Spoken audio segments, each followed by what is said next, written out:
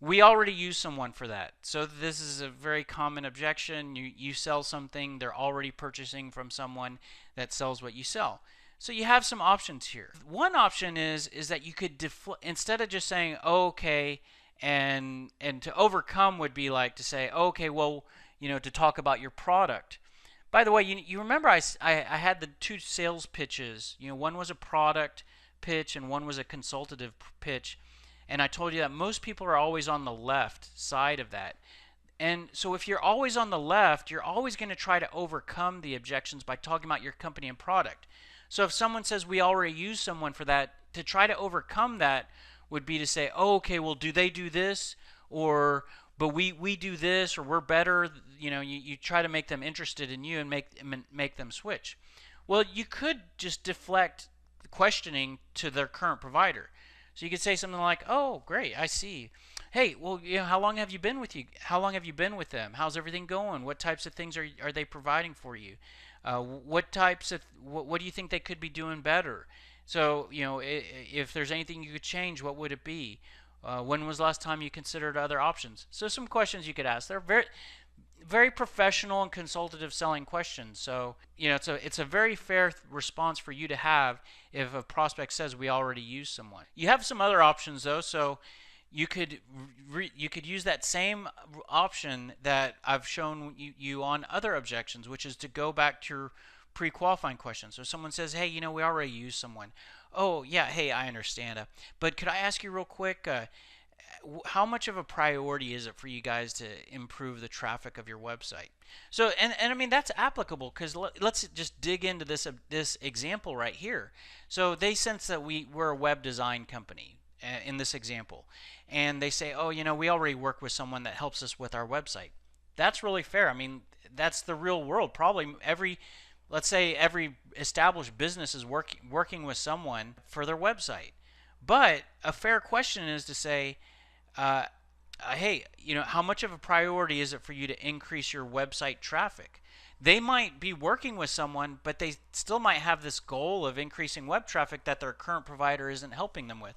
So I'm just trying to demonstrate that even if they're with someone, these are great questions to ask, and it depending on their answer, that then you might get a reason to schedule a meeting with them. By the way, let me point out that how to ask these questions and create these questions is a whole topic in itself.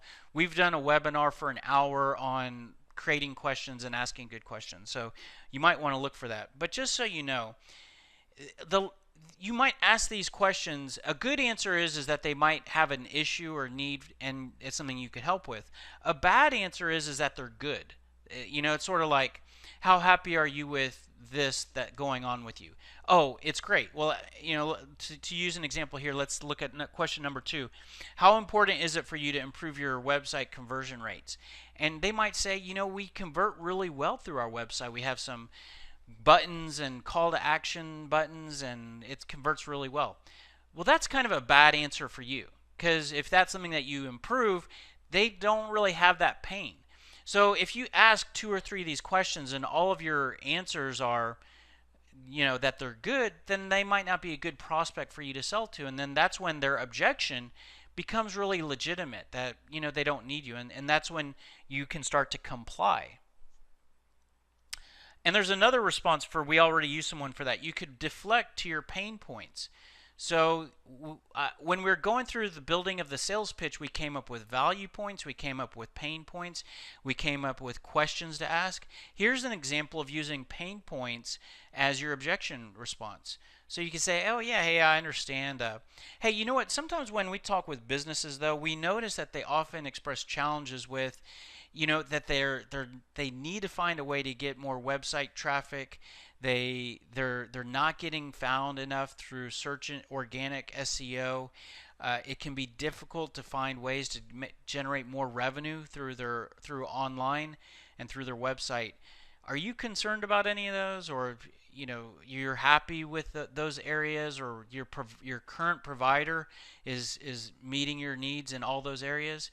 And you're pushing back on them, and they might say, "Hey, let's time out here." They might say, "No, we're great." Well, you've done what you needed to do. you know, they gave you an objection, you push back, and they push back on to you, you move on, or but they might say they're doing okay, or they might say, yeah, that they aren't helping us in those particular areas. Okay, well, and that gives you a reason to close for the meeting.